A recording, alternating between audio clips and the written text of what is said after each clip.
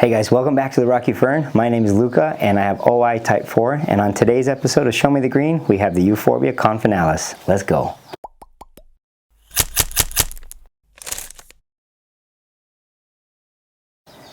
Alright, so we have the Euphorbia confinalis right here, and more specifically it's the subspecies Rhodesicas. And it's a very cool euphorbia. So Euphorbia confinalis means confined, and it's naturally found along the border of South Africa and its neighboring countries, Mozambique, Zimbabwe, and the like. And so it's kind of unique that it does follow that man-made boundary, but I'm sure there's a lot of topographical reasons why that happens. The Rhodesicas subspecies has this very cool variegation to it. From what I've seen, most confinalis have just kind of a pure green structure to them, but the confinalis has this really cool fire lightning variegation in it.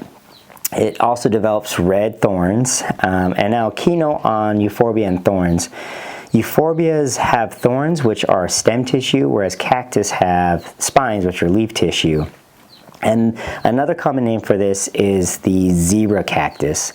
Now that's a misnomer because while there are 9,000 species or more of Euphorbia worldwide, the succulent varieties are found in Africa, whereas cactus are only found in the Americas.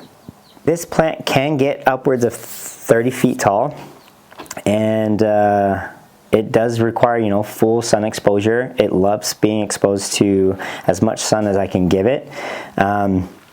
Euphorbia is kind of a unique name. It was named after a Greek doctor called Euphorbos, and he uses the milky latex that's found in almost all euphorbias, if not all of them, as a strong purgative. So he would help you purge whatever you were being sick with, either vomiting or diarrhea or whatever the case is, by ingesting that milky latex. Now it can be an irritant to the eyes, to the nasal passages, to the mucal membranes, so you want to make sure that you're aware of that if you're replanting or whatever the case is.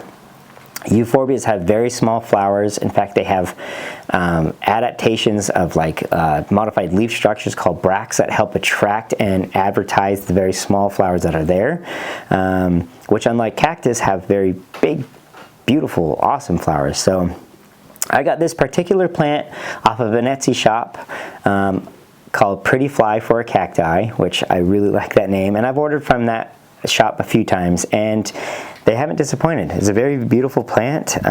It was pretty much this size when I got it. Euphorbias can be slower growing. It does have new growth, so that's cool.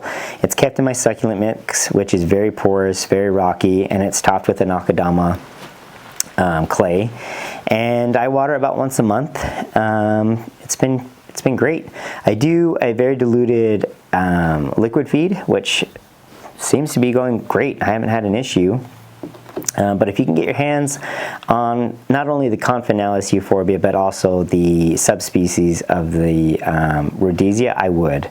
It's a very, very pretty euphorbia. I'll make sure to post a close-up of the variegation. It's a natural variegation of this plant on the screen. So if you like what you see, make sure to follow along, give a thumbs up, and subscribe, because we're going to be posting a bunch more rare and unique houseplants and succulents. We'll see you guys on the next adventure.